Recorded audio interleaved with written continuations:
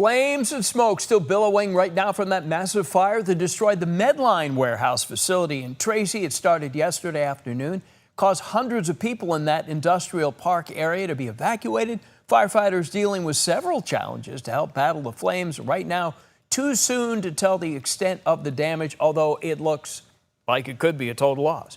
Welcome to ABC 10 Morning News at 11. I'm Walt Gray. We've been following this breaking news now for about 18 to 24 hours. This map shows the location where the 1 million square foot warehouse stands. It's right off the 205 and next to several distribution centers, including FedEx, Amazon, and Best Buy. Medline says everybody inside the warehouse got out and has been accounted for. All right, we do have team coverage. ABC 10's Gabriel Porras live at the scene with the latest updates. Chief Meteorologist Monica Woods tracks the weather conditions surrounding this fire. Gabe, let's start with you for the very latest. Well, even hours after the sun came up here, this corner of Tracy has been shrouded in this eerie shadow. The thick plume of smoke is still making this area dark. The fire's been burning for almost 24 hours now. The focus right now is on the southeast corner of this warehouse. That's where you see the crews really battling these relentless flames right now. Firefighters had a ladder truck up a minute ago. They just actually took that ladder truck down, and you can see the devastation from here. There are trucks that are completely burnt to the ground, almost unrecognizable, and all the devastation inside. The walls are caving in, as they have been for the past almost 24 hours now. And if you look down here closer to where we are, you can see all this charred debris, everything burned in this area. That's what firefighters were so concerned about with those wind conditions yesterday. They were spreading embers as far as 2 miles away, and you can see those embers burned everything in their path.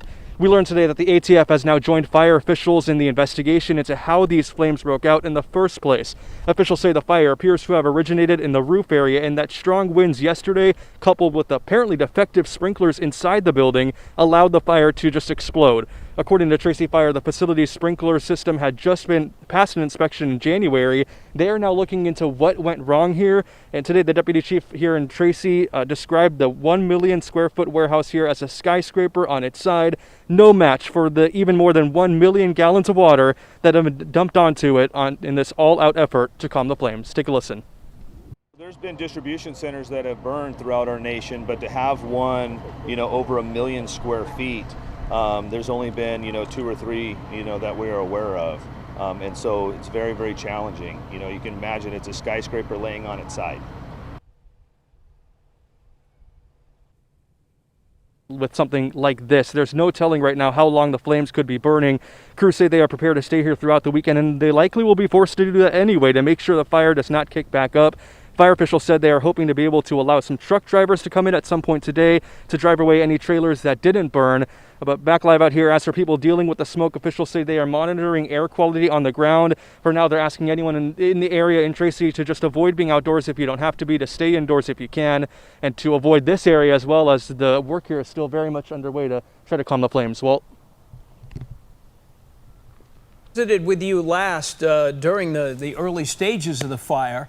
You didn't have a mask on. What is the air quality for you right now? And you've got on that super deluxe mask, don't you? Yeah, well, we're kind of near the smoke here, so that's why we wanted to put this on. And with the officials telling people in the Tracy area to avoid going outdoors, that really was an extra reminder that to be safe out here.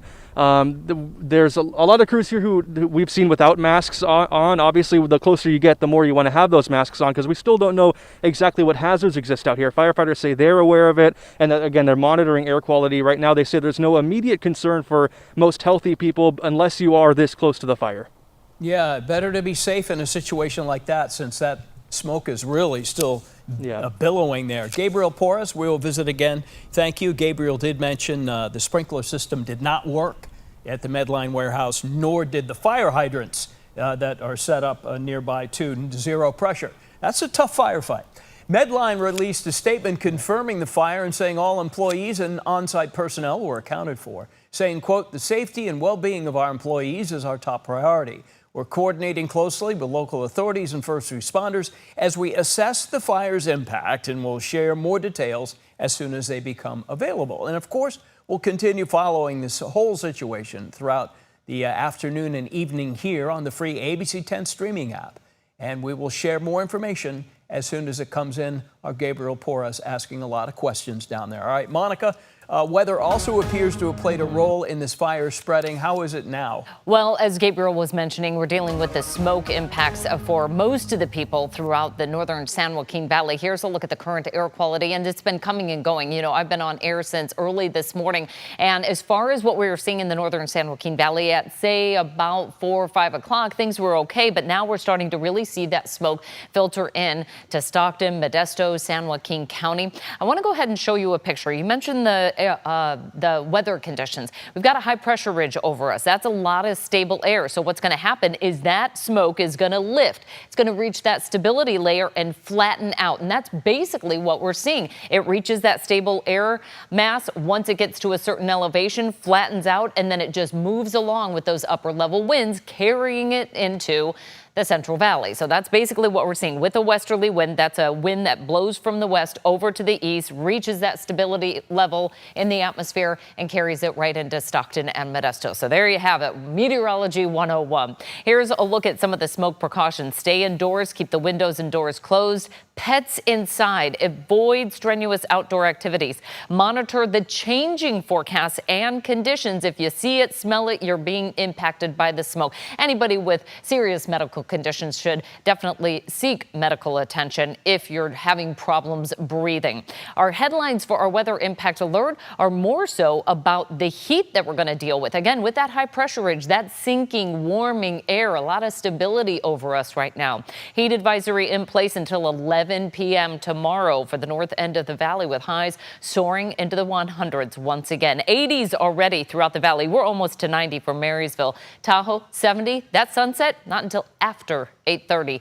Forecast highs for today, widespread 100s throughout the valley, 80s up top for the Sierra, 70s along the coast. As far as our hourly weather, timing is really critical on a day like today, right? We don't want to be doing anything outdoors in the peak heat, and that's between about 4 and 6 o'clock in the afternoon, early evening. Once we get post sunset, that's when things start to cool down, and we will actually cool down pretty nicely tonight through early tomorrow morning. But even when we cool down, our 3-day forecast will showcase where weather impact alert today, highs above 100. Saturday, Sunday, we drop to the 90s, but Walt, that's still about 10 degrees above average. We'll talk about some better cooling coming up in our long range forecast. Yeah, looking very much forward to that. Monica, thank you.